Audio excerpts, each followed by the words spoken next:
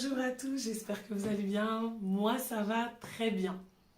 Par la grâce de Dieu, nous sommes sur notre chaîne, donc la chaîne YouTube Estie en Christ. Je te souhaite le bien ou la bienvenue. Ou peut-être que tu es sur la page Facebook Estie en Christ. Peu importe la plateforme que tu as choisie pour me regarder, sois le ou la bienvenue. Alors aujourd'hui, j'aimerais partager un petit message avec une thématique assez particulière, les kamikazes de l'amour. Tu dois te dire, mais attends, c'est quoi ça? C'est quoi ce titre? C'est quoi ce délire, Estie? T'inquiète pas, détends-toi, assieds-toi convenablement, correctement, mets-toi à l'aise avec une petite limonade ou un petit thé. En tout cas, peu importe, mets-toi bien, on va discuter ensemble.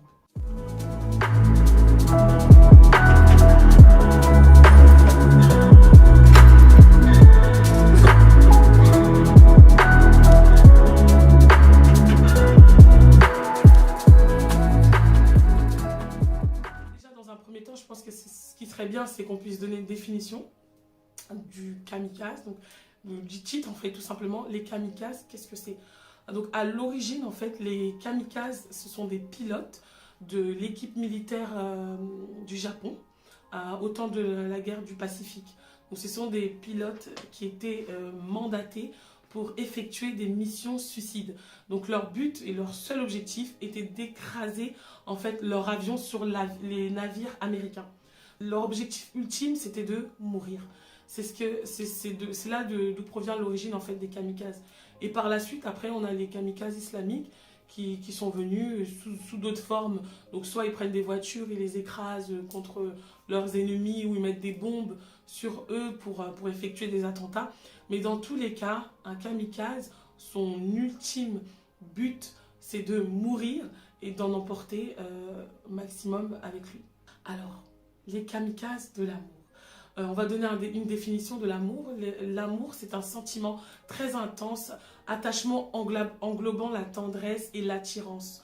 Hein, c'est une définition assez simple de l'amour. Donc, je parle de l'amour, des relations dans les couples. Donc, maintenant, pourquoi les kamikazes de l'amour? Vous savez, je crois que tout être humain, dans son parcours sur la Terre, quand il rentre dans une relation, avant même de rentrer dans une relation avec quelqu'un, chaque être humain a un idéal de relation.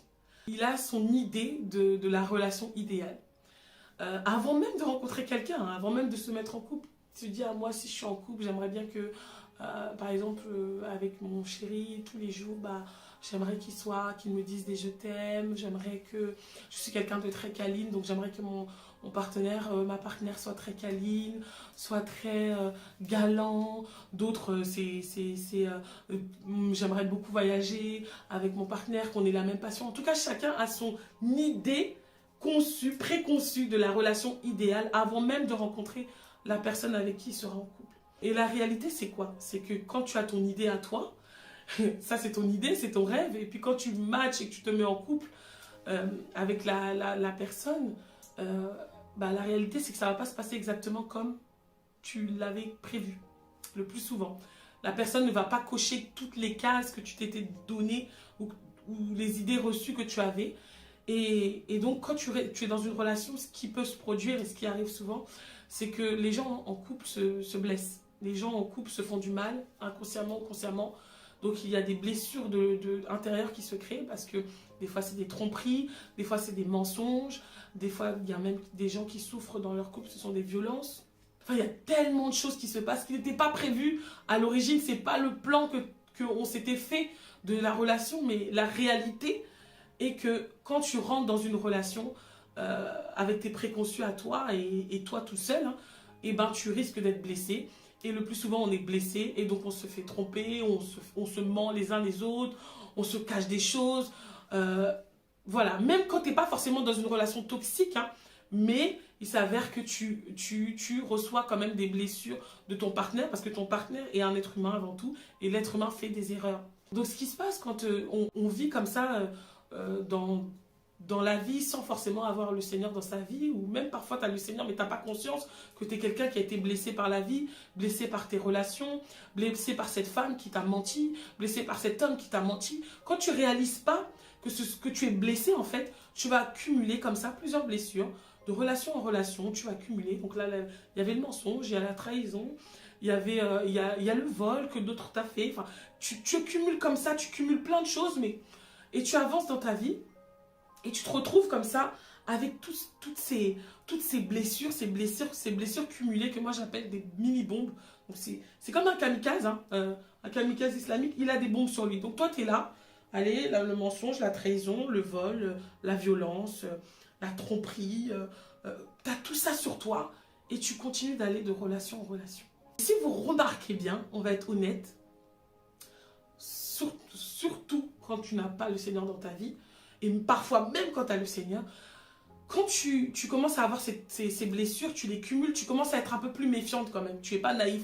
Tu rentres dans une nouvelle relation, d'accord, tu as jeté l'autre parce qu'il t'a trompé par exemple, mais tu deviens de plus en plus méfiante, de plus en plus jalouse, tu commences à devenir de plus en plus sombre parce que tout ce passé derrière là crée une nouvelle, en fait te déforme. De relation en relation, tu commences à être déformée. Au départ, tu étais toute naïve, ah l'amour c'est beau, et puis après, tu te rends compte qu'en fait la réalité c'est pas ça, donc tu commences à être déformée, tu commences à être plus jalouse, plus méfiante, plus un peu parano, et t'es là, t'es rempli de bombes, hein, t'es rempli de bombes, mais tu continues quand même, t'as la foi de continuer à aller de relation en relation, et tu te rends pas compte qu'en réalité, là tu te trouves, tu es une kamikaze, tu es un kamikaze. Il n'y a pas que les femmes, attention. Il y a des hommes qui sont blessés par la vie, par les femmes. Les femmes trompent aussi, c'est une réalité. Et ils sont là, ils font genre que non, moi, il n'y a rien, alors que ce sont des hommes blessés. Et c'est pour ça même, le plus souvent, les hommes qui cartonnent comme ça, plein de femmes, ce sont des hommes à l'origine qui ont été blessés par la vie ou blessés par une seule femme. Et tu te retrouves comme ça de relation en relation. Et quand tu rentres dans une relation, quand tu vois que la relation, ça commence à être bizarre, le gars, là, il commence à être bizarre, le frère commence à être bizarre, tu commences à regarder un petit peu ailleurs sans forcément le larguer. Tu attends qu'une autre porte s'ouvre pour sauter dans l'autre relation. Donc tu lâches pas une branche sans en attraper une autre. Ça s'appelle le syndrome du chimpanzé. Et il y en a beaucoup qui ont ce syndrome-là, qui vivent comme ça. Ils sont dans des relations, ils se rendent compte que la relation, ça commence à être chaotique. Mais ils vont pas tège la personne tout de suite parce qu'ils peuvent pas être seuls. Ils ont la peur de la solitude, la peur du célibat. Donc, ils vont commencer peut-être à parler avec quelqu'un d'autre, parler. Puis, quand ils voient qu'avec l'autre personne, ça commence à matcher, ils peuvent tège la personne avec qui ils étaient et ils vont avec l'autre. Donc, tu te retrouves comme ça, de relation en relation, de relation. Et l'autre personne, encore une fois, il va te blesser, il va te nanani. Et tu commences à avoir toutes ces bombes autour de toi, une bonne kamikaze. Et malgré tout, on ne comprend pas, on n'arrive pas à, comment je pourrais dire, on n'arrive pas à persévérer, on n'arrive pas à comprendre qu'on ne peut pas aller de relation en relation comme ça sans chercher à guérir, sans chercher à comprendre ce qui a fait l'échec de ma relation précédente. Ce n'est pas forcément toi la responsable, mais quand même, je crois que dans chaque rupture, chacun a sa part de responsabilité. Et aujourd'hui, j'aimerais interpeller quelqu'un pour faire comprendre que tu dois stopper à un moment donné, te poser et chercher à guérir. Tu ne peux pas continuer d'aller d'homme en homme, de fiancé en fiancé, de d'époux en époux, copain en copain, de copine en copine. C'est pas la prochaine ou le prochain qui va te guérir, c'est de toi-même. Tu dois prendre tes responsabilités et décider de guérir. Et pour guérir, une seule solution. J'espère que tu es prêt à l'écouter parce que cette solution-là, en tout cas moi, elle a changé ma vie. Elle a révolutionné ma vie et j'ai compris énormément de choses en acceptant. Dans un premier temps, j'ai fait le bilan et j'ai compris que je suis certes une femme, certes jolie. Je peux être d'apparence super jolie, super souriante, mais au fond de moi, je souffre. Et c'est la première chose à comprendre. Je souffre, j'ai un problème, je souffre. Je suis blessée, on m'a blessée et les conséquences, c'est que je blesse en retour. Parce que quand tu rentres dans des relations et que tu es une personne qui a été blessée par la vie, tu vas blesser en retour. C'est comme ça en fait, c'est l'envers du décor. C'est qu'on a beau être physiquement joli et tout, mais si on n'est pas guéri de l'intérieur, le fruit qui va sortir de nous dans nos relations, ce sera que des relations toxiques. Tu es insupportable, tu deviens jaloux, tu deviens méprisante. Et parce que tu as peur en fait de revivre ce qui s'est passé, tu es traumatisé. la personne qui doit les guérir, la solution. Je vous assure, je suis témoin, je ne critique pas, je ne juge pas, c'est parce que moi-même j'étais comme ça. Il souffre encore. Et ce poids qui est dans ton cœur, quand la personne t'a blessé ou quand tu souffres, cette espèce de charge que tu as, on ne peut pas l'expliquer, c'est comme un poids dans le cœur ou comme un nœud dans le ventre. Tout ce qui est vie sentimentale, tu ne lui donnes pas, il faut tout lui donner.